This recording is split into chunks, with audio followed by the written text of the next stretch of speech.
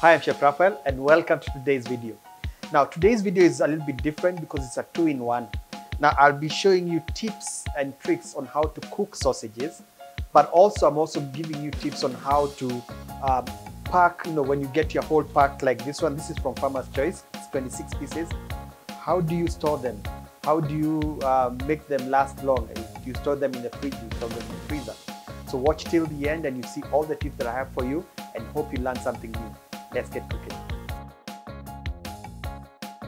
So when it comes to cooking, now I'll give you 3 different ways of doing this, but I'll show you one here whereby I have my 4 sausages here. I have some oil, I have a pan. I've turned it on medium heat, and then I'm adding a little bit of oil, not too much. Now the whole point when cooking sausages in general is that you want them to brown on the outside and evenly so, but at the same time you want them to be cooked on the inside. Now it becomes really tricky sometimes to know when, how are they cooked, but I'll try and explain as we continue. What I also have here is something to turn the sausages and a fork. I'll explain about the fork a little bit later as we continue. Now, as the oil is getting hot, the idea when cooking them is it should not be too hot, because what will happen is that it will start browning on the outside before it starts cooking on the inside. I can actually place them right now. I'll increase the fire. Basically, you want them to start browning and to have a gentle simmer as they are cooking. Use this. Now in case you notice that it's bubbling too much, too fast, that means the oil is too hot, so you reduce the fire. Now other ways that you can actually cook sausages is you can first boil them, and then when you boil them, you cook them for about 4 minutes on simmering water, and then remove them from the water. That means they will be actually cooked on the inside, and then pan fry them and you will still get the same results. Now that's double cooking. You can also cook them in the oven. Just put them in the oven and then they will basically brown until, they are cooked until they are brown. And in fact at that point you don't sometimes need to actually put a lot of oil or even oil. They will cook with its own oil. So the idea, what is happening here is that you want the casing to cook, to have an even brown color, but the idea is to try and make sure that it doesn't brown too much faster than it's cooking on the inside. Now I'm turning them step by step. Again, this is on medium to low heat. Now in case it's not browning, you can add the fire, you can increase the fire a little bit so that but just the idea is to make sure that it does not become too hot. If it's too hot, what will happen is that the skin, because of the heat, the cold and the hot, it will make the skin crack and break apart. Now sometimes as it continues cooking, especially with the if you're going to deep fry them, because that's another way you can do them. Let me explain about deep frying. You have a pan with a lot of oil. Just place the sausage in the oil and then it will simmer in the oil until it's fully cooked. Also that one, you need to be careful about the temperature when you're deep frying, but that's another way of cooking the sausages. Now in this one, what is happening again is you want to gently cook the skin on the outside so that you give it time to cook on the inside. You don't want it to brown too fast, and keep turning them as as each side gets brown. So the trick whenever you're cooking sausages is also to tell with the texture. So as it continues to cook, the temperature is penetrating into the sausage starts becoming firm. So again, and that's why we are cooking it on low heat, and it takes about 4 to 6 minutes depending on the thickness of the sausage. Now for these ones, it will not take as long as thicker sausages, which again is something you need to consider. And when you're doing this, be careful because we have water coming out from inside the sausage, and as it continues coming out, it will start bubbling and maybe it can easily burn you, so be careful. So as you continue cooking, what will happen is that the meat inside is cooking, it's releasing some steam, and the steam literally wants to escape.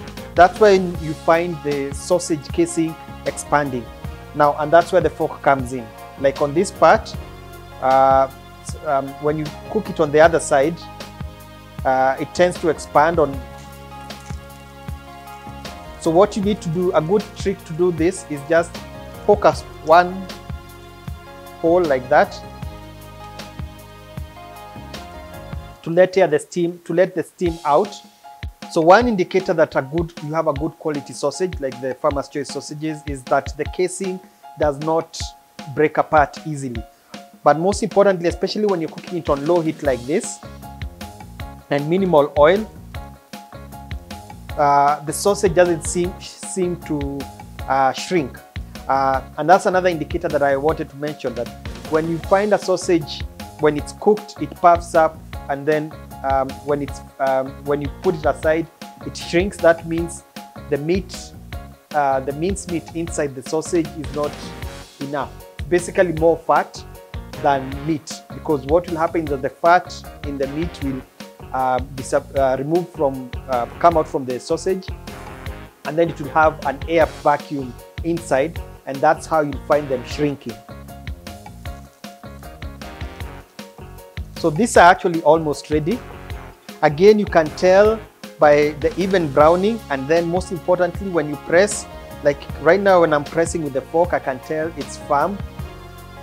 You know it's cooked. Another way you can confirm it's cooked is pierce once again, let's say one of the sausages like that. Now some liquid will actually come out. If the liquid is clear, that means it's cooked. If it's a little bit pink, that means it's still not cooked. So the total cooking time up to now, it has been, as I've been cooking while explaining, has been about 6 minutes, which is even the recommended time that they have put on the pack. And then all I need to do now is to place them on a plate. I've put a paper napkin to absorb the excess oil. They look nice. Again, the idea is to try and make sure that all sides are evenly brown.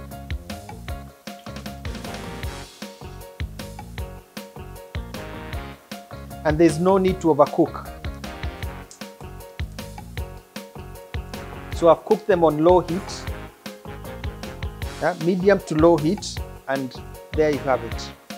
So sausages are ready, and actually I have two different types here. The ones that I deep fried, and you can actually tell when they are deep fried, there's a color difference. The ones that are not deep fried, you have the patches of maybe the skin that is not fully brown, because remember you are turning it as you are cooking.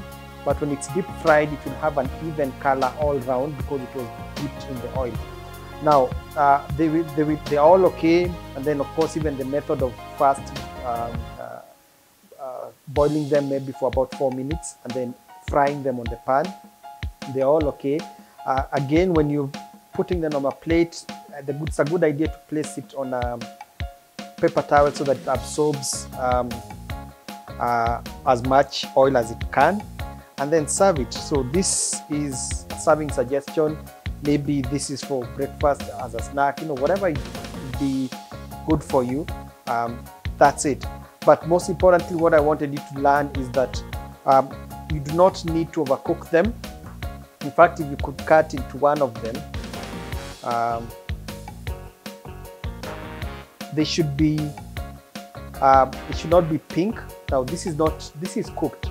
Now you should not let them cook too much or dry too much, because they just need to be firm. When you're pressing them, they will be firm. The ones that I had deep fried, this one,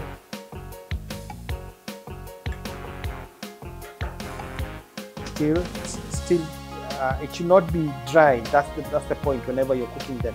So the issue of cooking them, let's say for about 10 minutes or until the skin is completely black, the outside, that's not necessary. What is most important is, especially when you're deep frying, the easiest way to know it's actually cooked, they will start floating. When you put them in the oil, they will be sinking. When they are cooked, the sausage will actually be floating. So it's as simple as that. And again, I hope you've learned something new, how to cook sausages. Also in this video, I told you how to store, and all the tips. And I hope they are helpful to you. And I'm signing out. I'm Chef Raphael. Follow me on Instagram, Facebook, and Twitter. Until next time, goodbye.